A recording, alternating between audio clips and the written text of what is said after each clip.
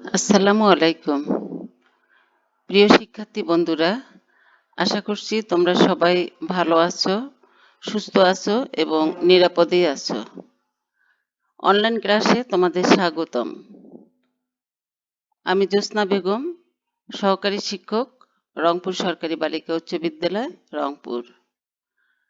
নবম দশম শ্রেণীর শিক্ষার্থী বন্ধুরা, আজ আমরা রসায়ন বিষয়ে শিখব সপ্তম অধ্যায় রাসায়নিক বিক্রিয়া।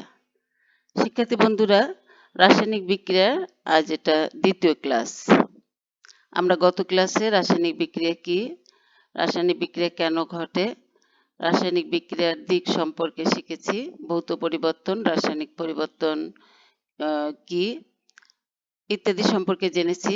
আজ আমরা শিখব তাপ উৎপাদী বিক্রিয়া সম্পর্কে, তাপহারী বিক্রিয়া সম্পর্কে, জারণ বিজারণ বিক্রিয়া সম্পর্কে।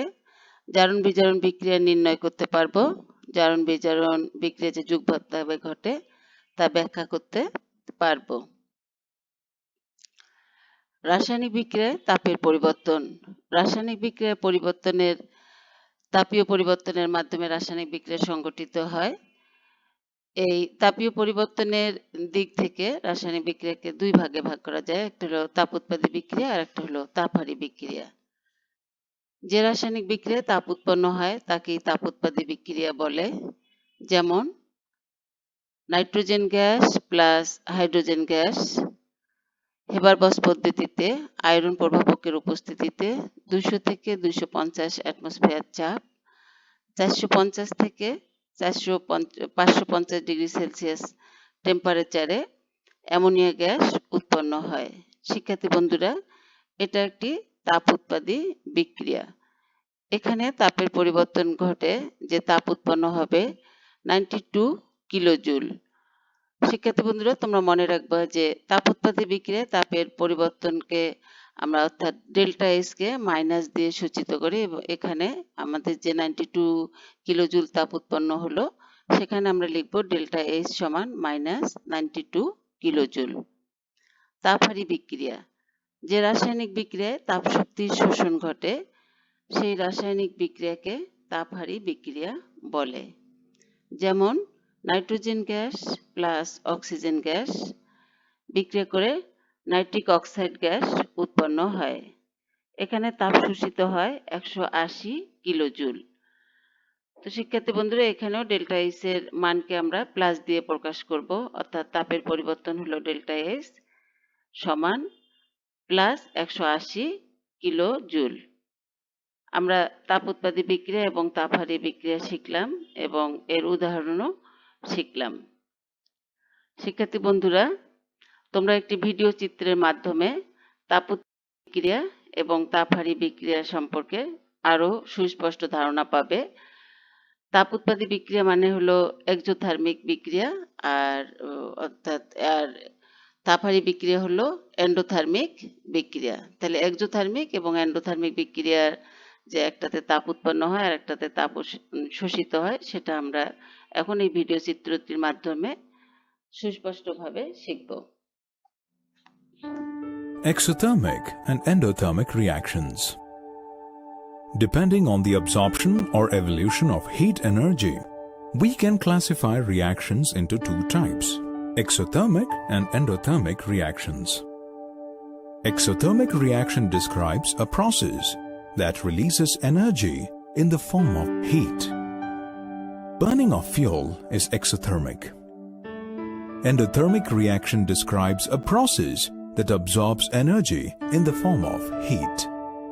Melting of ice and evaporation of water are endothermic. Let us look at a few examples of exothermic reactions. Take a matchbox and strike the matchstick on its side. The matchstick burns, giving out a lot of heat. Let's watch this dramatic example of an exothermic reaction. The dehydration of sugar with concentrated sulfuric acid. Let's take some sugar in a beaker. Add 8 to 10 drops of water to the sugar in the beaker and stir it well with glass rod to moisten it. Now measure 30 ml of concentrated sulfuric acid in a measuring jar and add the acid to sugar. Stir quickly. See that acid covers sugar. Stand back and observe. Sugar starts changing color and finally turns black and rises in a column, releasing steam and a pungent smelling gas. The black mass left behind is sugar charcoal, a form of pure carbon. This dehydration process is a highly exothermic reaction, turning water content to steam. It's time to look at some endothermic reactions now. As you know, these reactions absorb heat energy. Look at how an egg is fried on a pan. When we break an egg on a heated pan, heat is absorbed by the egg and the liquid parts turn solid. Remember, it is always not necessary to have a dip in temperature, but many endothermic reactions require constant supply of heat till the reaction gets over. Let us understand another reaction where there is absorption of heat. Pour about 50 ml of vinegar into a beaker. Place a thermometer in it and note down the temperature. Now carefully add 2 or 3 spoonsful of baking powder into vinegar. Instantaneous reaction with brisk effervescence takes place and the solution almost fills the beaker. Stir the solution and note the temperature at the end of the reaction. During this reaction, heat is absorbed and temperature reduces. Therefore, the reaction of baking powder with vinegar is an endothermic reaction. Observe some reactions taking place in your everyday life. শিক্ষার্থী বন্ধুরা, আমরা ভিডিওটি দেখলাম এবং video চিত্র থেকে বিভিন্ন রাসায়নিক বিক্রিয়া দেখলাম আমরা। অর্থাৎ তাপ উৎপাদী বিক্রিয়ার ক্ষেত্রে আমরা একটি উদাহরণ দেখলাম যে একটি বিকারে কিছু চিনি নেওয়া হলো, সেখানে কয়েক ফোঁটা পানি দিয়ে সেটাকে দ্রবণ তৈরি করে তাতে কয়েক ফোঁটা সালফিউরিক অ্যাসিড যোগ করা হলো এবং কিছুক্ষণ পর দেখা গেল যে সেখানে রাসায়নিক বিক্রিয়া ঘটে একদম কার্বন অর্থাৎ সুগার সার্কেলে পরিণত হলো। এটা পিওর কার্বন অর্থাৎ সালফিউরিক অ্যাসিড পুরো পানিটা শোষণ করে নিয়ে চিনিটাকে পুড়ে একদম কার্বনে পরিণত করলো। এটা হলো তাপ উৎপাদী বিক্রিয়ার উদাহরণ। আর তাপহারী বিক্রিয়ার উদাহরণ তোমাদের আমরা বাসায় যে ডিম, আমরা সবাই জানি ডিম যখন ভাজার আগে এটা ঠান্ডা, তারপরে যখন আমরা ফ্রাই প্যানে ভাজি তখন এটা তাপ শোষণ করে একদম শুকনা ডিম ভাজিতে পরিণত হয়। আরেকটি উদাহরণ দেখানো হলো, সেটা হলো যে ভিনেগারের মধ্যে যদি আমরা বেকিং পাউডার দেই তাহলে সেখানেও তাপ শোষিত হয়ে সেখানে রাসায়নিক বিক্রিয়া ঘটে। তো এই দুইটা আমাদের কয়েকটি উদাহরণ এখানে দেখানো হলো। একটা হলো তাপ উৎপাদী বিক্রিয়া এবং তাপহারী বিক্রিয়ার। এই উদাহরণগুলো থেকে আমরা সুস্পষ্টভাবে তাপ উৎপাদী বিক্রিয়া এবং তাপহারী বিক্রিয়া সম্পর্কে জানতে পারলাম। শিক্ষার্থী বন্ধুরা, এবার ইলেকট্রন স্থানান্তরের উপর ভিত্তি করে রাসায়নিক বিক্রিয়াকে দুই ভাগে ভাগ করা যায়। একটা হলো রিডক্স বিক্রিয়া আর একটা হলো নন রিডক্স বিক্রিয়া। রিডক্স বিক্রিয়া মানে হলো জারণ বিজারণ বিক্রিয়া। যে বিক্রিয়ায় বিক্রিয়ক সমূহের মধ্যে ইলেকট্রনের আদান প্রদান ঘটে তাকে আমরা বলবো রিডক্স বিক্রিয়া। অর্থাৎ বিক্রিয়ক ইলেকট্রন ত্যাগ করে এবং অপর একটি বিক্রিয়ক সেই ইলেকট্রন গ্রহণ করে, সেটাই হলো রিডক্স বিক্রিয়া। সুতরাং জারণ বিজারণ বিক্রিয়া একটি হলো অর্ধাংশ বিক্রিয়া। জারণ বিক্রিয়া কি? যে বিক্রিয়ায় কোনো পরমাণুর ইলেকট্রনের দান ঘটে, অর্থাৎ ওই পরমাণুর ধনাত্মক চার্জের সংখ্যা বৃদ্ধি পায় এবং ঋণাত্মক চার্জের সংখ্যা হ্রাস পায়, তাকেই জারণ বিক্রিয়া বলে। যেমন সোডিয়াম, তোমরা ইলেকট্রন বিন্যাস জানো সোডিয়ামের সর্ববহিস্থ শক্তি স্তরে একটি ইলেকট্রন আছে। ও যদি একটি ইলেকট্রন দান করে দেয় কাউকে, তাহলে তার কাছাকাছি নিষ্ক্রিয় গ্যাস নিয়নের কাঠামো লাভ করবে। এখানে সোডিয়াম একটি ইলেকট্রন দান করলো, অর্থাৎ সোডিয়াম মাইনাস ইলেকট্রন সোডিয়াম আয়নে পরিণত হলো। আবার অনুরূপভাবে ফেরাস আয়ন একটি ইলেকট্রন দান করে ফেরিক আয়ন অর্থাৎ Ap3 তে পরিণত হলো। এখানে হলো এটা জারণ বিক্রিয়া। আর বিজারণ বিক্রিয়া, যে বিক্রিয়ায় কোনো পরমাণুর ইলেকট্রনের গ্রহণ ঘটে, অর্থাৎ ওই পরমাণুর ধনাত্মক চার্জের সংখ্যা হ্রাস পায় বা ঋণাত্মক চার্জের সংখ্যা বৃদ্ধি পায়, সেই বিক্রিয়াকে বিজারণ বিক্রিয়া বলে। যেমন ক্লোরিন একটি ইলেকট্রন গ্রহণ করে ক্লোরাইড আয়নে পরিণত হয়। শিক্ষার্থী বন্ধুরা, তোমরা জানো যে ক্লোরিনের ইলেকট্রন বিন্যাসে ক্লোরিনের সর্ববহিষ্ঠ শক্তি স্তরে 7টি ইলেকট্রন আছে, অর্থাৎ ক্লোরিন যদি একটি ইলেকট্রন গ্রহণ করতে পারে তাহলে তার কাছাকাছি নিষ্ক্রিয় গ্যাস নিয়নের কাঠামো লাভ করতে পারবে। সেটিও একটি ইলেকট্রন গ্রহণ করে ক্লোরাইড আয়নে পরিণত হয়েছে। এখানে বিজারণ ঘটেছে। অনুরূপভাবে কপার আয়ন 2টি ইলেকট্রন গ্রহণ করে কপার ধাতুতে পরিণত হয়েছে। এটা হলো বিজারণ বিক্রিয়া। তাহলে জারণ বিক্রিয়া কি? যে বিক্রিয়ায় কোনো পরমাণু ইলেকট্রন দান ঘটে সেটা হলো জারণ বিক্রিয়া, আর বিজারণ বিক্রিয়া হলো যে বিক্রিয়ায় কোনো পরমাণুর ইলেকট্রনের গ্রহণ ঘটে সেটা হলো বিজারণ বিক্রিয়া। তো শিক্ষার্থী বন্ধুরা, এখন আমরা শিখব জারণ সংখ্যা। জারণ সংখ্যা কি? কোনো অণু বা যৌগমূলকের মধ্যে অবস্থিত কোনো পরমাণুর ধনাত্মক বা ঋণাত্মক চিহ্ন সংখ্যাকে তার জারণ সংখ্যা বলে। যেমন সোডিয়াম ধাতু, ম্যাগনেসিয়াম ধাতু, আয়রন ধাতু ইত্যাদি পরমাণুসমূহের জারণ সংখ্যা 0, কারণ এই ধাতুগুলোতে কোনো কি চার্জ আছে? নেই, অতএব এদের জারণ সংখ্যা 0। আবার একই পরমাণু দ্বারা গঠিত অণু, যেমন হাইড্রোজেন H2 হাইড্রোজেনের অণু, নাইট্রোজেনের অণু হলো N2, অক্সিজেনের অণু হলো O2 ইত্যাদিতে জারণ সংখ্যা 0, অর্থাৎ এখানেও কোনো চার্জ নেই, এদের জারণ সংখ্যা 0। এখন তাহলে আমরা অন্য কোনো যৌগমূলক বা অণু থেকে জারণ সংখ্যা কিভাবে নির্ণয় করব? যেমন সালফিউরিক অ্যাসিডে যদি আমরা সালফারের জারণ সংখ্যা নির্ণয় করতে যাই তাহলে কিভাবে নির্ণয় করতে পারবো? ধরি সালফারের জারণ সংখ্যা x। শিক্ষার্থী বন্ধুরা, আমাদের যে পরমাণুটির জারণ সংখ্যা নির্ণয় করতে হবে তাকে ধরতে হবে x। এখানে সালফারের জারণ সংখ্যা x।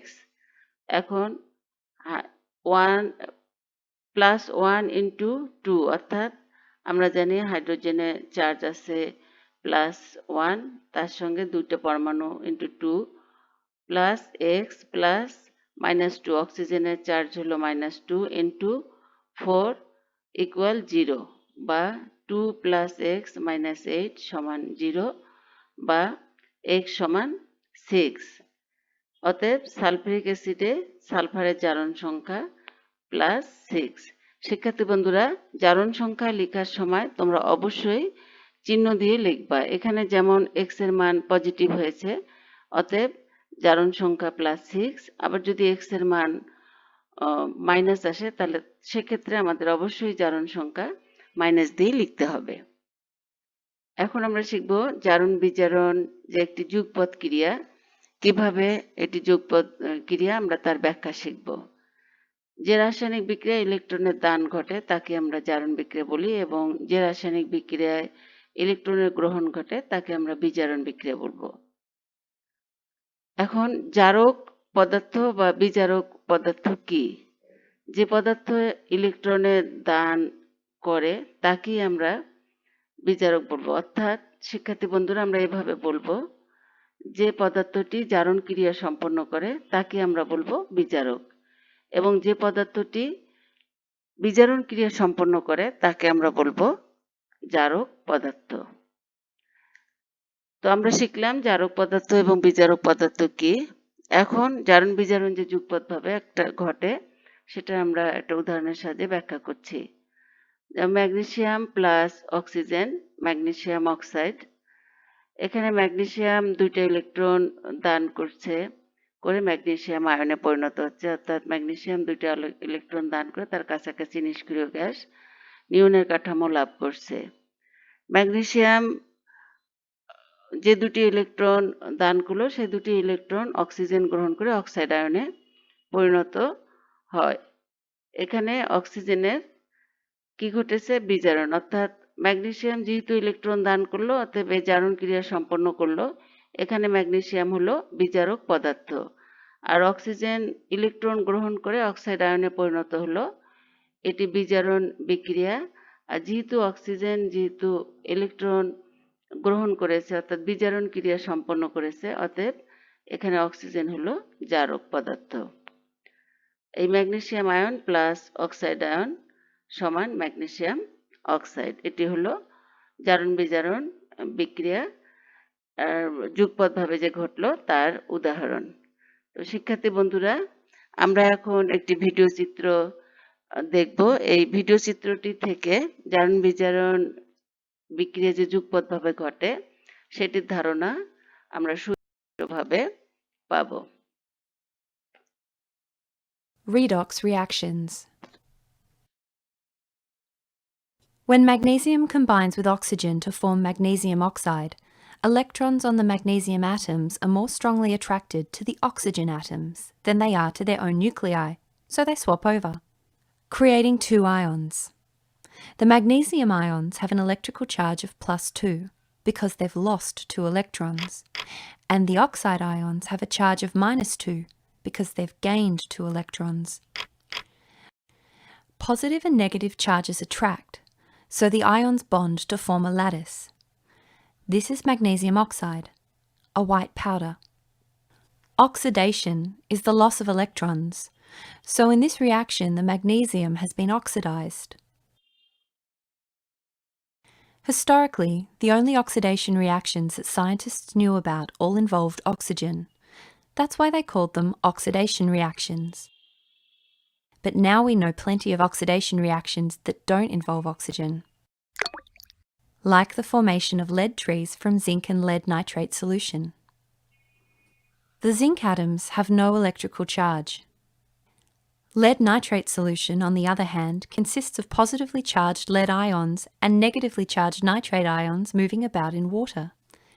Zinc is more reactive than lead, which means it more readily gives up its electrons, so the zinc atoms lose their electrons to the lead ions.